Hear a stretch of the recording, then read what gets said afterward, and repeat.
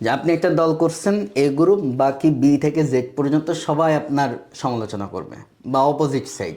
আবার সেকুলার যত দল আছে ইসলামী দল বাদেও, হ্যাঁ, যদি গণতান্ত্রিক যে কোনো দল, তারাও কিন্তু আপনার অপোজিশনে আছে। তো সেক্ষেত্রে ক্ষতির সংখ্যা কিন্তু কম না।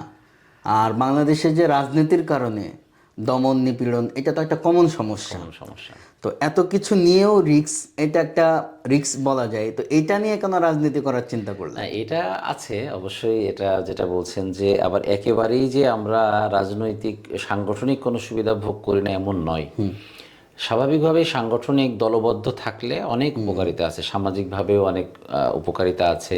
এবং আমাদের দেশের যে চলমান সিস্টেম, যেমন আপনি জানেন যে আমি বাংলাদেশ খেলাফত মজলিসের জেলার একটা দায়িত্বে আছি, জেলা সেক্রেটারি হিসেবে আছি। তো আমি আমার সামাজিক কোনো কাজেও রিসেন্টলি দুইটা ঘটনা আপনাকে আমি বলতে পারি। সেটা হচ্ছে, একটা আমার এলাকার একটা রাস্তার কাজ চলছে। রমজানের শুরুতেই রাস্তাটা আংশিক কাজ করে তারা বন্ধ রেখেছে, এবং রমজানের ঈদের পরপরই রাস্তাটা প্রায় 4 ফিট পর্যন্ত তারা খুঁড়েছে। মেইন গ্রামের মধ্যে একটা মাত্র রাস্তা খুঁড়েছে, খুঁড়ে ওইভাবেই ফেলে রেখেছে। প্রায় 15-20 দিন হলো আর কোনো কাজ করছে না। কিন্তু কৃষকরা এখন তাদের ফসল ঘরে উঠাবে। গ্রামের একজন অসুস্থ মানুষ ভ্যানে করে বের হওয়ার মতো পরিবেশ নাই, মোটরসাইকেল চলাচল করতে পারছে না।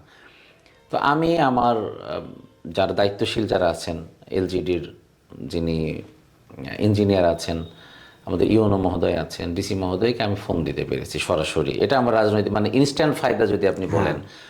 যে আমি তাকে যখন পরিচয় দিয়েছি যে আমি একটা দলের দায়িত্বশীল, তো সে আগ্রহী। এটা আমাদের দেশের সিস্টেম। তো আমি এই সুবিধাটা আসলে অন্যায়ভাবে ব্যবহার না করে আমি ভালোভাবে ব্যবহার করতে পারি, এটা একটা লাভ।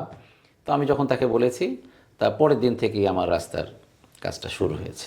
তো এইভাবেই সামাজিক বিভিন্ন সময় ইনস্ট্যান্ট ফায়দা পাওয়া যায়।